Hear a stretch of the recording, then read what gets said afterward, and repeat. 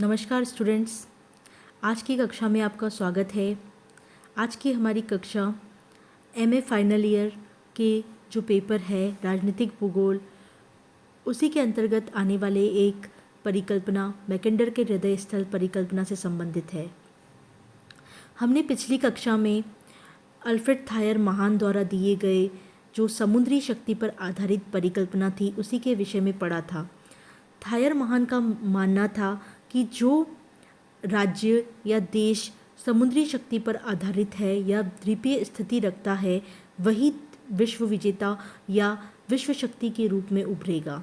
इसी के आधार पर उन्होंने ब्रिटेन के पश्चात संयुक्त राज्य अमेरिका को विश्व शक्ति के रूप में उभरता हुआ माना और जो बाद में भविष्य जो स्थिति थी वो सच साबित हुई। उसी के बाद में जो मैकेंडर महोदय थे उन्होंने स्थल शक्ति पर आधारित जो भू रणनीतिक परिकल्पना को प्रस्तुत किया। तो आइए हम विस्तार से इस मैकेंडर की हृदय स्थल हार्टलैंड थ्योरी के विषय में पढ़ते हैं। मैकेंडर महोदय जो हैं वो ब्रिटेन में भूगोल के प्रोफेसर रहे हैं और लंदन स्कूल ऑफ इकोनॉमिक्स के डायरेक्टर रहे। यह एक नियतिवादी सिद्धांत है जो भू राजनीति और सामरिक शक्तियों के मध्य सर्वोच्चता के संघर्ष की अवस्थिति और संसाधनों के संकेंद्रण के द्वारा दिखाई देता है। यह मॉडल जो है वो जल शक्ति और स्थल शक्ति के बीच संघर्ष के रूप में भी देखा जाता है। मैकेंडर ने इस संघर्ष में थल शक्ति को अधिक श्रेष्ठ माना है। सर्वप्रथम 1904 में मैकेंडर ने अपने शोध पत्र the geographical pivot of history को प्रस्तुत किया। उन्होंने इस पत्र में बताया कि यूरोप, एशिया और अफ्रीका से मिलकर बने विशाल स्थल को विश्वद्वीप की संज्ञा दी। उन्होंने बताया कि यह विश्वद्वीप संपूर्ण पृथ्वी के स्थल भाग का 2/3 भाग समाहित करता है और इसका क्षेत्रफल 11 मिलियन वर्ग किलोमीटर है तथा इसमें संपूर्ण विश्व की जनसंख्या का 88% जनसमूह कार्य करता है। मैकेंडर ने माना कि इतिहास का भौगोलिक कारणवाद और थल एवं जल शक्ति पर मध्य ऐतिहासिक संघर्ष जो मैकेंडर महोदय हैं उन्होंने दूसरा क्षेत्र बताया है धुरी क्षेत्र, जिसे हम पाइवट क्षेत्र भी कहा जाता है। यह 3 ओर से पर्वतों से घिरा हुआ था पर्वतों द्वारा तथा उत्तर में हिमाच्छादित आर्कटिक सागर द्वारा घिरा हुआ था। इसे हम इस मानचित्र के द्वारा भी देख सकते हैं कि उत्तर में यह हिमाच्छादित आर्कटिक सागर द्वारा घिरा हुआ है और 3 ओर से यह पर्वतों द्वारा घिरा हुआ है।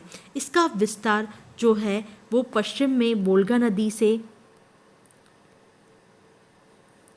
लेकर पूर्वी साइबेरिया तक तथा दक्षिण में जो वलित पर्वत श्रृंखलाएं हैं हिमालय, हिंदुकुश, पामीर पठारों से लेकर उत्तर पूर्व में आर्कटिक तक है। यह संसाधन संपन्न स्थल था। यह जो ध्रुवीय क्षेत्र था वो संसाधन संपन्न स्थल था। इस स्थल की क्षेत्र की विशेषता थी कि यह समुद्री शक्तियों के लिए बंद था और एक किले जैसा सुरक्षित था। प्रवेश हेतु यूराल पर्वत और कैस्पियन सागर के बीच एक संकरा गलियारा और इसके अतिरिक्त स्टेपी घास के मैदान उपस्थित थे। इसे हम इस तरह से देख सकते हैं कि जो 1909 में जो मैकेंडर के द्वारा बताया गया क्षेत्र था वो इस लाल रेखा के द्वारा आपको दिखाई देगा। फिर 1919 में अपनी पुस्तक में मैकेंडर, जिसका नाम था डेमोक्रेटिक आइडल एंड रियलिटी, में इस क्षेत्र को बढ़ाकर इसे ब्लू लाइंस के द्वारा जो दिख रहा है उसमें उसका संशोधित किया। इसकी जो पश्चिमी सीमा थी वोल्गा बेसिन, दक्षिण में ईरान, हिमालय को भी इन्होंने सम्मिलित किया। उन्होंने बताया कि उन्होंने तीसरा क्षेत्र जो बताया बाह्य अर्धचंद्र, जिसमें यूएसए, अफ्रीका का सहारा, दक्षिणी ऑस्ट्रेलिया, यूके, जापान, अमेरिका आदि को उन्होंने सम्मिलित किया।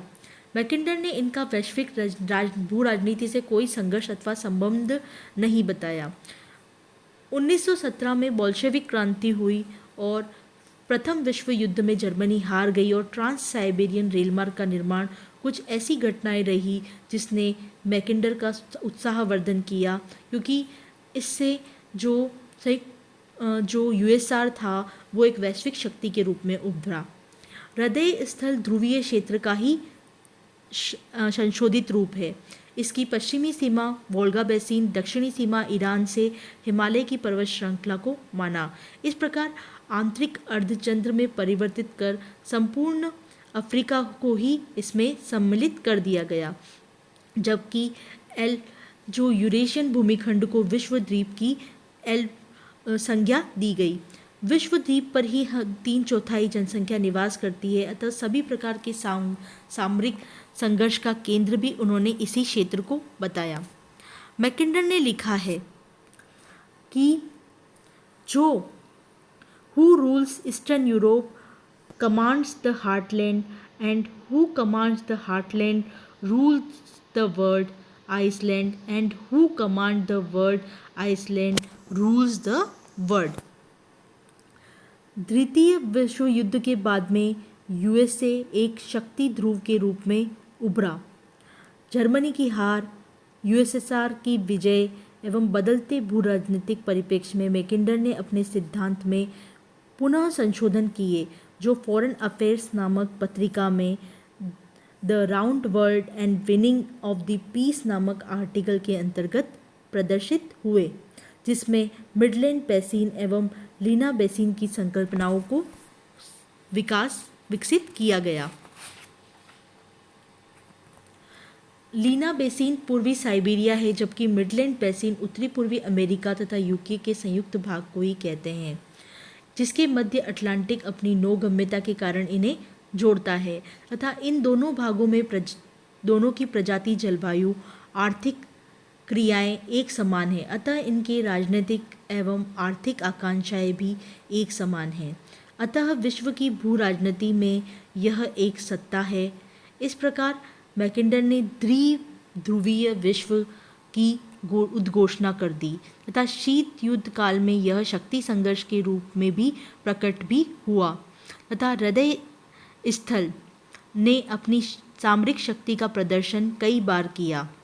जैसे हम देख सकते हैं क्यूबा के प्रक्षेपास्त्र संकट में, वियतनाम युद्ध में और भारत पाक जो युद्ध हुआ था 1971 में, उसमें 1991 में यूएसआर का विघटन हुआ और आर्थिक सत्ता के रूप में पतन, पुनः सीआईएस का निर्माण किया गया तथा सैन्य शक्ति का कायम रखने का प्रयास किया गया।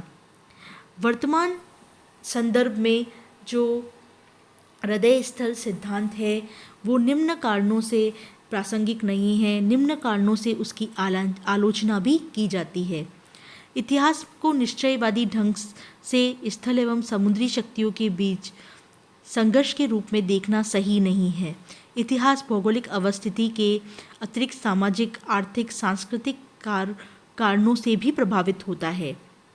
मैकिन्डर ने मर्केटर प्रक्षेप पे बने मानचित्र का प्रयोग किया, जिसमें साइबेरिया और अमेरिका के बीच की दूरी जो हजारों किलोमीटर दिखती है, जबकि वास्तव में ऐसा नहीं है।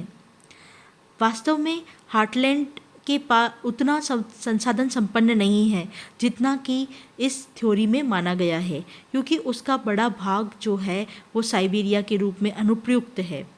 नवीन युद्ध तकनीकों और वायुयानों, प्रक्षेपास्त्रों के कारण हृदय स्थल जो खुला हुआ है वो अब सुसाध्य है। इस तरह हम देखते हैं कि उस समय के सिद्धांतों में एक स्थल शक्ति आधारित मैकिन्डर ने एक परिकल्पना को प्रस्तुत किया जो उस युग में एक महत्वपूर्ण संकल्पना थी। उपयुक्त आलोचनात्मक तथ्यों से भी यह निष्कर्ष नहीं निकलता कि मैकेंडर का विचार बिल्कुल आधारहीन है। वास्तव में उनकी ये जो परिकल्पना है वो तत्कालीन परिस्थितियों, राजनीतिक और ऐतिहासिक घटनाओं पर आधारित है। इसमें कुछ कमियों का होना स्वाभाविक है, फिर भी वर्तमान अंतरिक्ष वायु युग में भी स्थलीय और समुद्री क्षेत्रों की भौगोलिक महत्ता निर्विवाद रूप से सही है। इसमें हृदय स्थल परिकल्पना का वर्तमान संदर्भ से संशोधन करके उसे तर्कसंगत बनाया जा सकता है।